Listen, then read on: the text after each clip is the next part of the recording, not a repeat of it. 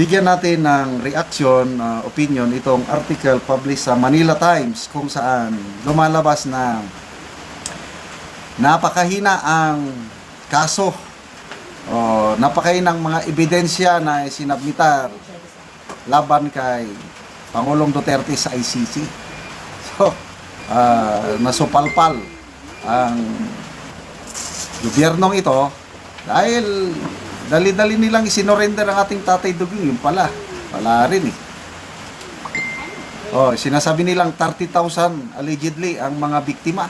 Ito, sa 30,000 na biktima, ICC receives 300 applications for victim participation in Duterte case by Franco Jose Barona, December 21.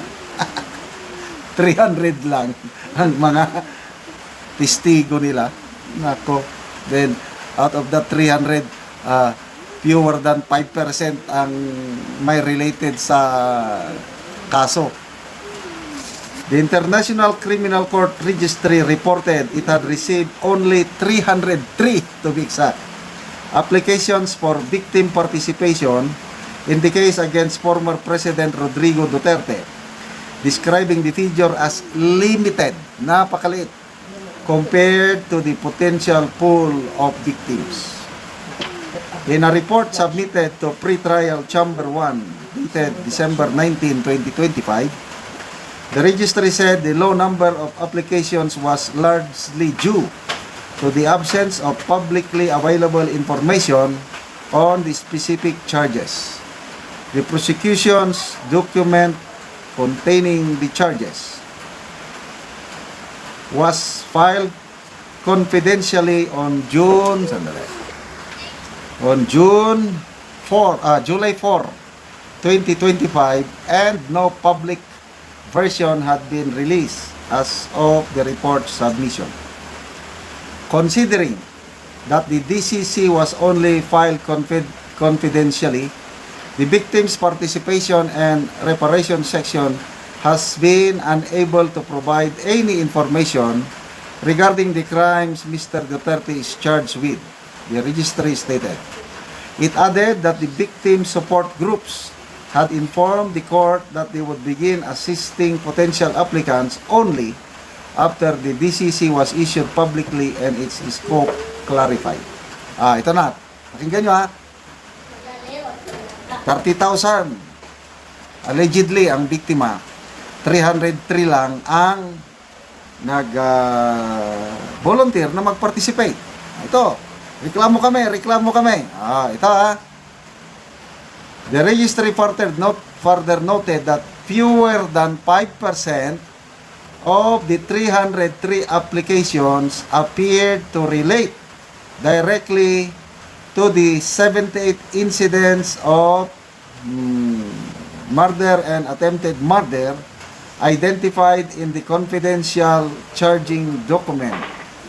Most applications describe killings or attempted killings allegedly committed during Duterte's anti-drug campaign during his term as mayor of Davao City from 2011 to 2016 and as president from 2016 to 19, but did not fall within the incidents specified in the charges. Ito po, ganito po yon. Pag may kaso, importante yung nakalagay sa charge sheet o yung information kung tawagin.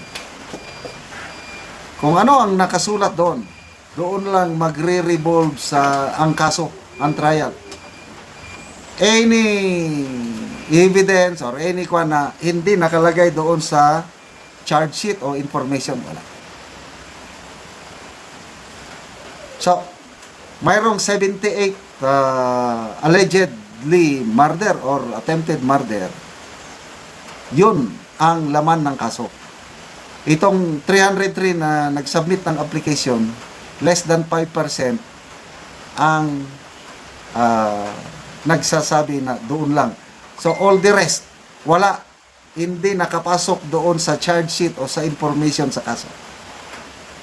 So, 5% of 300.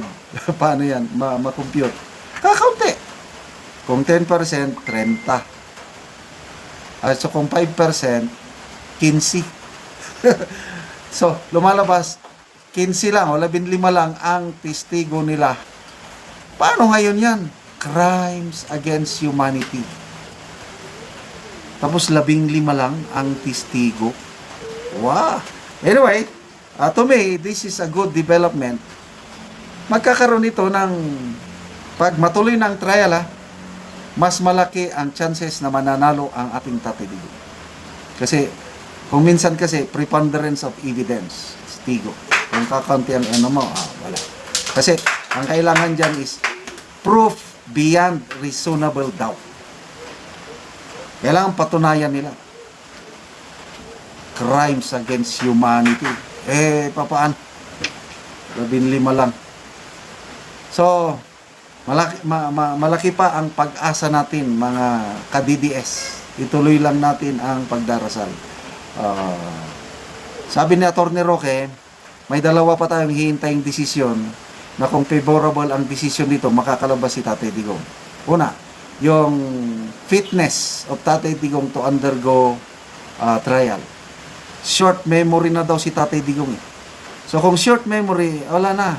He cannot stand trial. So I hope yung evaluation ng tatlong expert magpabor kay Tatay Digong na sasabihin nila na wala na, mahina na ang kanyang memory. Hindi siya. Pag sinabi ng mga experts na Duterte is not fit to undergo trial, panalo na. Lalabas si Tatay Digong. Ano pa? Jurisdiction issue. Hindi pa ito na desisyonan. Pag sabing walang jurisdiction ang ICC sa kaso ni Duterte, wala na, labas na. Okay, granting na hindi tayo manalo sa dalawa, tuloy ang trial, ito, pag-asa natin dahil kakaunti yung kanilang mga testigo. So, nasaan na yung sinasabing 30,000? So, to me, isang sampal sa muka sa administrasyon, Marcos Jr. at si dating Secretary DOJ, Secretary Boying Rimulya. Salamat mga kaibigan sa inyong pagsubaybay sa ating channel.